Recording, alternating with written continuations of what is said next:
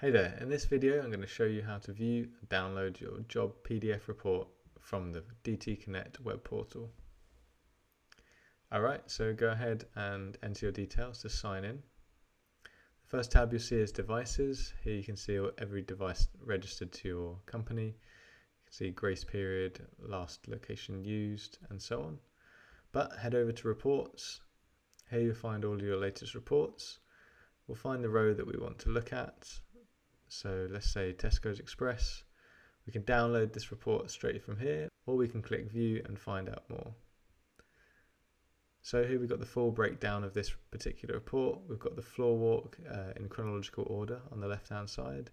We've got the job details of what tests have been recorded, what assets have been identified, and then we'll head over and click email report. That report has now been sent to our email address.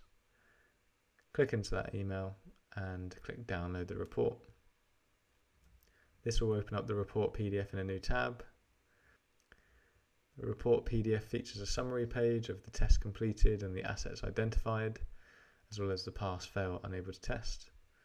And then we've got our device test log, which features all of the assets identified and their details. So click download and then save into your folder. And there you have it.